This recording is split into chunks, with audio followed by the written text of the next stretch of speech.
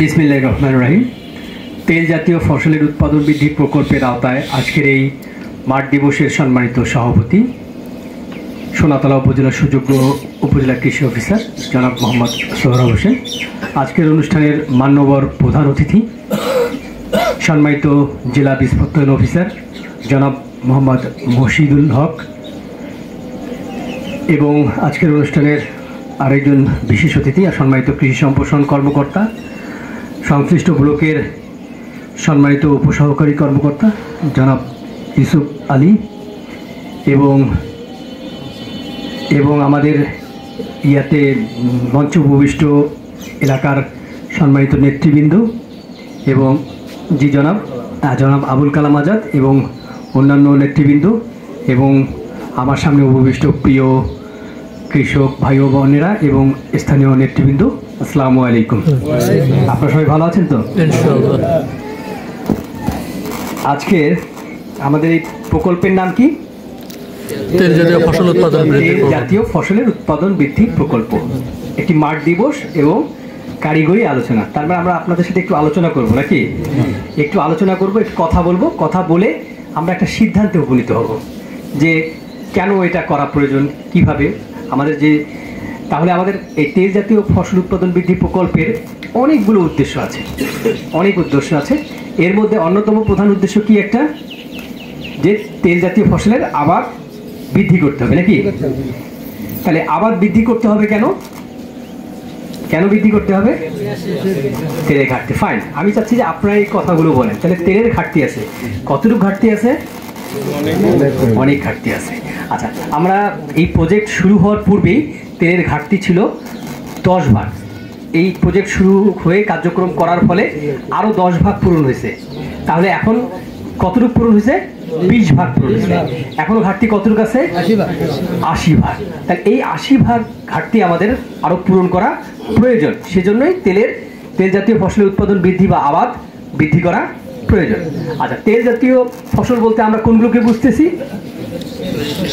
সরিষা, সোয়াবিন, তিল, তিসি, চীনাবাদাম, সূর্যমুখী, এগুলোকে বুঝতেছি তেল জাতীয় ফসল। তাহলে আমাদের এই প্রজেক্টের মাধ্যমে কি শুধু সরিষা আবাদ করার বৃদ্ধি করার বলা হয়েছে নাকি আরো সবগুলোকেই করা হয়েছে? আচ্ছা, আমরা সাধারণত কি তেল খাই? সোয়াবিন। আমরা সাধারণত সোয়াবিন তেল খাই, যেটা কোথা থেকে আমদানি করতে হয়? বিদেশ থেকে আমদানি করতে হয়। এটা আরেকটা উদ্দেশ্য, এই যে আমদানি করতে অনেক টাকা লাগে, তাই না? এই আমদানি ব্যয়টাকেও হ্রাস করতাম, মানে আমদানি ব্যয়টাকে কমানো। আচ্ছা, আমরা তো বলছি আমদানি করতে, আমরা কি জানি যে কত টাকা লাগে আমদানি করতে? জানি। আচ্ছা, তার মানে আমরা ক্লিয়ার না, হয়তো শুনছি, হয়তো জানছি, কিন্তু আমরা ক্লিয়ার না। আচ্ছা, যদি আমরা একটা জিনিস সম্বন্ধে তার আর্থিক মূল্য সম্বন্ধে জানতে পারি এবং সেটা আমাদের দেহের জন্য কতটুকু ভালো এটা জানতে পারি, তাহলে তার গুরুত্বটা সম্বন্ধে আমাদের কি হয়? ধারণাটা বেড়ে যায় এবং সেটার প্রতি আমরা বেশি গুরুত্ব দিই, তাই না? আমরা কি করি, বাসায় যদি কারেন্টের সুইচ জ্বালা থাকে তাহলে কি করি? বন্ধ করে দিই। কেন বন্ধ করি? যে আমরা বুঝি যে এটা ব্যয় হচ্ছে, তাহলে সেজন্যই কিন্তু সেটা করি। সেরকম আমরা যদি বুঝি যে এই তেল ফসলের আবাদ বৃদ্ধি করা প্রয়োজন, কারণ এত টাকা লাগে, এটা শরীরের জন্য এত ভালো, যদি বুঝতে পারি তাহলে এটার গুরুত্বটা আরও বেড়ে যাবে এবং সবাই বাড়বে। তাহলে আমরা আসলে কতটুকু টাকা লাগে একটু বলবেন কি? একজন কত আনুমানিক কত টাকা লাগতে পারে? হয়তো আপনারা শুনছেন, তারপরে এমনি ধারণা, আমি এটা বলছি না, এমনি ধারণা, আপনার ধারণা কি? 20 কোটি টাকা। আরেকজন বলেন। উনি 20 কোটির বলছে, আপনি বলেন? হ্যাঁ, 20-25 কোটি। আচ্ছা, এটা কেন বললাম? আমরা একটা জিনিস সম্বন্ধে ধারণা করতেছি যে আসলে অল্প অল্প করে 3 বেলা আমরা তেল দেই, আসলে মনে কম টাকা লাগে। 20 কোটি, মা বোনরা তো ভাবতেছে যে 20 কোটি তো বেশি বলে ফেললো, ঠিক কিনা? আরো বেশি লাগে। এই যে আমাদের ধারণা, এই ধারণাটা পরিষ্কার করার জন্যই কিন্তু আমাদের আজকের এই প্রকল্প। তাহলে 20 কোটি, কেউ বলে 200 কোটি, কেউ বলে 2000 কোটি, কেউ বলে 20,000 কোটি, কেউ বলে 30,000 কোটি টাকা। তাহলে কথা কি বুঝতে পারছেন? এই প্রকল্প শুরু হওয়ার পূর্বে আসলে আমাদের তেল আমদানি করা লাগতো প্রায় 57,000 কোটি টাকা। কত? 57,000 কোটি টাকা। গত বছরও আনান লাগছিল 30,000 কোটি টাকা। কত? 30,000 কোটি টাকা। তাহলে কি তেলের ফসলের আবাদ প্রয়োজন আছে কিনা? মনে হচ্ছে যে আমরা সরিষা নিয়ে কথা বলতেছি, কিন্তু এই সরিষা বা এই তেল আবাদ ফসল বৃদ্ধি কতটা গুরুত্বপূর্ণ বুঝতে পারছেন কি? এটা আর্থিকভাবে আমি মূল্য বুঝাইলাম, ঠিক আছে। আর এখন যদি আমি আবার আমাদের শরীরের কতটুকু উপকার সেটা বুঝি, আমাদের সম্মানিত কৃষি সম্প্রসারণ অফিসার কিন্তু বলার চেষ্টা করছে যে তিনি কিন্তু অনেক সুন্দরভাবে বলছেন যে যত ধরনের রোগ আজকে, যত ধরনের রোগ সব কিছুর মূলে কিন্তু ভেজাল তেল। কি তেল? ভেজাল তেল। আমি কিন্তু সয়াবিনের কথা বলছি না, সয়াবিন অত্যন্ত ভালো তেল, কিন্তু আমরা যা খাই তা ভেজাল খাই, ঠিক আছে। এটাও আপনাদের একটা মনের ধারণা, এখনো ক্লিয়ার না। এখন আপনি ক্লিয়ার হবেন, যেমন টাকার বিষয়টা ক্লিয়ার হলেন না, অনেকে ভাবতেছেন এত টাকা লাগে, ভাবতেছেন না, ঠিক সেরকম এখনো আবার ক্লিয়ার হবেন। আচ্ছা, আমরা কি সোয়াবিনের বীজ দেখছি? আমরা তো সবাই সোয়াবিন তেল খাই ম্যাক্সিমাম। বীজ দেখছি? গাছ দেখছি? আমরা কি এমন কোনো খাবার আছে যেটা দেখি নাই অথচ খাই? আপনি 7 দিনে কি কি খাইছেন যেটা দেখেন নাই, উৎপন্ন হওয়া দেখেননি কিন্তু খান? এই একমাত্র সোয়াবিন। এছাড়া কিন্তু কোনো খাবার নাই যেটা আপনি উৎপন্ন হতে দেখেন না অথচ খান। আচ্ছা, তাহলে আপনার এই সোয়াবিন বীজের দাম কত? কত? ধরেন আনুমানিক 100 থেকে 120 টাকা কেজি। কত? 100 থেকে 120 টাকা। আর 1 কেজি তেল বানাইতে 5 কেজি বীজের প্রয়োজন হয়। কত? 5 কেজি। তাহলে কত টাকা লাগবে? আনুমানিক 500 থেকে 600 টাকা লাগবে। তাহলে আপনি, এবং সত্যি কথা, একটা যে 1 কেজি ভালো আপনি সোয়াবিন তেল কিনতে যান যেটা মেড বাই ইউএসএ আর অরিজিনেটেড বাই ইউএসএ, এর দাম হচ্ছে 700 টাকা। কত? 700 টাকা। তাহলে ওইটা হচ্ছে অরিজিনাল ভালো সোয়াবিন তেল। আমরা সোয়াবিন তেল কয় টাকা খাই? 200 টাকা। 200 টাকা। তাহলে আমরা কি আসলে ভালো তেল খাচ্ছি? আমরা ভালো তেল খাচ্ছি না, কারণ আমরা দামটা তো যথেষ্ট পরিমাণে দিতে পারতেছি না, অতএব আমরা ভালো তেল খাচ্ছি না। এটা কি ক্লিয়ার? যেমন আমরা তেলের আবাদ বৃদ্ধি করার প্রয়োজন কেন, বা এই প্রকল্পের প্রয়োজন কেন, এত হাজার কোটি টাকা আমার সেভ হবে, সেজন্য এটার প্রয়োজন আছে। তেমনি আমাদের শারীরিকভাবে ভালো থাকার জন্য আমাদের ভালো তেল খেতে হবে। আপনি ভালো সোয়াবিন তেল খান, কোনো কথা নেই, কারণ আমার প্রকল্প সোয়াবিন তেল সম্প্রসারণ করার কথা বলা হয়েছে, কিন্তু আপনি খারাপ তেল খাইন না। আমাদের যে তেলগুলো আমদানি করা হয়, প্রায় 22 লক্ষ মেট্রিক টন তেল আমদানি করা হয়, যার মধ্যে যত সামান্য সোয়াবিন থাকে, আর ম্যাক্সিমাম থাকে কি পাম অয়েল। ম্যাক্সিমাম কি থাকে? Palm oil. আর পাম অয়েলটা কি? পাম অয়েল হয় এক ধরনের কসমেটিক্স পণ্য। কি পণ্য? কসমেটিক্স পণ্য। এটা কসমেটিক্স পণ্য মানে কি? ওই যে আমাদের লোশন বানায় না, সাবান বানায় না, এই ক্ষেত্রে ব্যবহৃত হয়। কিন্তু আমরা তো গরিব, আমরা দরিদ্র, আমাদের কি হয়, এইগুলোর ক্ষেত্রে আমাদেরকে ওই তেলটা আমরা রিফাইন করে কি করি, ওই যে আমরা বললাম না যে একটা খাবার খাই যেটা আমরা কখনো দেখি না, নিয়ে আসে ওটাকে রিফাইন করে এক ধরনের কেমিক্যাল দেওয়া হয়, কেমিক্যাল দিয়ে এটাকে লিকুইডিফাইড করা হয় না। কি হয়, পাম অয়েল আপনার শীতকালে ঠান্ডা পাইলে জমে যায়, এমন ধরনের কেমিক্যাল দেওয়া হবে যেটা জমবে না, এবং এটা কালারটা একদম সোয়াবিন তেলের মতো হবে, দেখতে আপনার চমৎকার। এটা আসলে one kind of chemical, one kind of কি কেমিক্যাল, টক্সিক কেমিক্যাল, বিষাক্ত কেমিক্যাল। আচ্ছা, এই কথাটাকে আমি বলছি? কে বলছে? বিভিন্ন রিসার্চ যারা আছে, বিশেষজ্ঞ আছে, তারা বলছেন। আপনারা হয়তো নাম শুনবেন, ডাক্তার দেবী শেট্টি, চিনছেন? ভারতের বিশিষ্ট হৃদরোগ বিশেষজ্ঞ,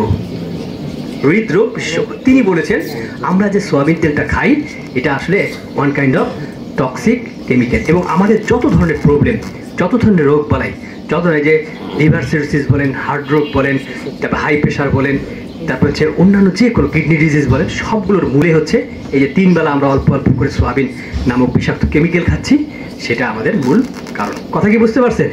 তাহলে যে আজকে আমরা এই মাঠ দিবসটা করতেছি, এর মাঠ দিবসের গুরুত্বটা কি আপনারা অনুধাবন করেছেন? করছেন? আচ্ছা, তাহলে কি এই তেল ফসলের আবাদ বৃদ্ধি করার প্রয়োজন আছে? কথাগুলো কি ভালো লাগতেছে আপনাদের? আর একটু বলবো? আচ্ছা, ঠিক আছে, থ্যাংক ইউ। তাহলে আপনার এই যে এই তেলগুলো বা এই ফসলটা আমাদের আবাদ বৃদ্ধি করা প্রয়োজন। এতক্ষণ আমরা বুঝলাম যে কেন এই প্রজেক্টটা হয়েছে এবং তার গুরুত্ব কি কি শারীরিকভাবে কতটুকু, আর্থিকভাবে কতটুকু, এই জিনিসটা বুঝলাম। এখন আমি সম্প্রসারণ করব কিভাবে সম্প্রসারণ করব? আমাকে সম্প্রসারণ করতে হবে। কিভাবে সম্প্রসারণ করব? চাষাবাদের মধ্যে। ফাইন, প্রথমে হচ্ছে চাষাবাদের মধ্যে আমাদেরকে এরিয়া বাড়াইতে হবে। কিভাবে এরিয়া বাড়াবো? যে জায়গায় আমার সরিষা আবাদ হয় না সেই জায়গায় সরিষা আবাদ করতে হবে। আপনি যদি এই জায়গায় সরিষা আবাদ করতে চান, হবে না? সরিষা এমন একটা ফসল, আমি যদি এইখানেই বুনাই দিই তাহলে হবে। এত সহজ ফসল। আর দ্বিতীয়টি আছে বলে আমার কাছে মনে হয় না। আপনার মাঠ ঘাট, রেল লাইনের ধার, রাস্তার পাশে, পুকুরের ধার, যেখানে খুশি আপনি দেন না কেন সেখানেই সরিষা হবে। এটাই আসলে আমাদের সবচেয়ে কাছের ফসল এবং শিকড়ের ফসল, যেটাকে আমরা কি করছিলাম, আমরা একসময় তেলে স্বয়ংসম্পূর্ণ ছিলাম, কিন্তু আমরা বিভিন্ন রিলিফের এই তেল খেয়ে খেয়ে খেয়ে এই আশা আমাদের যে শিকড়ের ফসল, প্রাণের ফসল, সেটাকে আমরা কি করছিলাম, দূরে সরাই দিছি। দূরে সরাই দেওয়ার জন্য আমাদেরকে কি করতে হয়েছে? আজকে আমরা বিভিন্ন রোগ বালায় আক্রান্ত হয়েছি, তার মাসুল আমাদেরকে আজকে গুনতে হচ্ছে। তাহলে আমরা সেই মাসুল যাতে আর না গুনতে হয়, আমাদেরকে কি করতে হবে? তেলের আবাদ বৃদ্ধি করতে হবে। আজকে এই প্রকল্প যখন শুরু করছে, গত বছরও প্রায় 9,000 কোটি টাকা তেল আমদানি কম করতে হয়েছে। 57 থেকে কত টাকায় আসছে? 30,000 কোটি টাকা।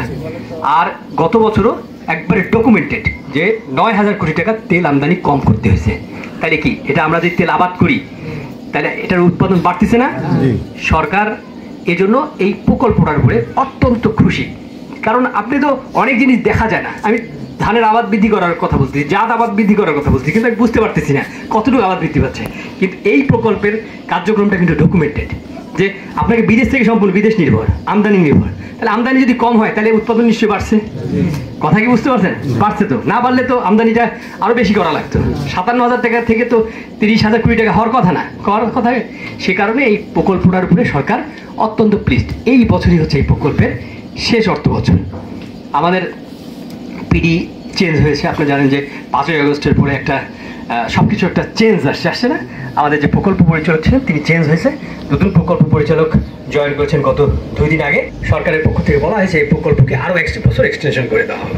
ঠিক আছে, যেহেতু এই প্রকল্পের উপরে অত্যন্ত সন্তুষ্ট, আমরা আশা করি আরও 1 বছর প্রকল্পটি বৃদ্ধি পাবে এবং আমরা কি করব, আরও তেলের আবাদ বৃদ্ধি করব। যদি কোনো কারণে, তখন কি আমরা চাষ বন্ধ করে দেবো? না। কেন করব না? কারণ আমাদের নিজেদের প্রয়োজনে এটি কার্যক্রমটা একদিক দিয়ে আমরা আমাদের দেশের অর্থ সাশ্রয় করতে পারবো, আরেক দিকে কি করবো, আমাদের নিজেদের শরীর ভালো থাকবে, স্বাস্থ্য ভালো থাকবে। তাহলে নিজেকে ভালো রাখার জন্য, নিজের পরিবারকে ভালো রাখার জন্য আমাদেরকে তেলের আবাদ বৃদ্ধি করতে হবে। পারবেন? আচ্ছা, তাহলে আমরা তেলের আবাদটা কিভাবে বৃদ্ধি করব? একটা গেল চাষের জমি বাড়ায়, তারপরে আমরা কি করব, 2 ফসলের মাঝখানে, যেমন এটাকে ধান, বড় ধান, আমরা কি ধানকে বাদ দিতে পারবো? কিন্তু আমরা যদি একটু বুদ্ধি করি, এই আমন ধান এবং বড় ধান এর মাঝখানে আমরা আস্তে করে কি শর্ট ডিউরেটেড ফসলটাকে আমরা ঢুকাই দিতে পারবো, প্যাটার্ন করে আমরা ঢুকাই দেবো। যদি একটু পলিসি, একটু টেকনিক করে, একটু বুদ্ধি করে আমরা ঢুকাই দেবো। আমাদের মাঠ পর্যায়ের উপসহকারী কৃষি কর্মকর্তা রয়েছেন, ওনাদের সাথে আপনারা একটু ডিসকাস করবেন তাহলে কীভাবে আমরা বসার ব্যবস্থাটা করবো। তাহলে এখানে 2 জন বসতে পারতেছে না ভালো করে, তা এইখানে আমরা ওই কী করবো, ওই 2 জনের মাঝখানে সুন্দর করে সরিষাকে ঢুকাই দেবো, তাহলে আবাদটা বৃদ্ধি পাইল। বুঝতে পারছেন? আর আরেকটা কি, জাত পরিবর্তন করব। কি জাত পরিবর্তন করব? আমরা দেশি জাতের যে ফসলগুলো হয় সেগুলোর কত 3 টন মাত্র, 3 মণ মাত্র ফলন হয়। সেটাকে যদি আমরা বাড়ি সরিষা 14 করি তাহলে কি করব, 6 মণ হবে। তাহলে আমাদের ফলনটা কি ইজিলি ডবল হয়ে যাচ্ছে না? ঘাটতিটা আরো কমবে না? এখন যদি 20 ভাগ হয় তাহলে যদি ডবল হয়ে যায় ফলন, তাহলে আরো 40 ভাগ হয়ে যাবে।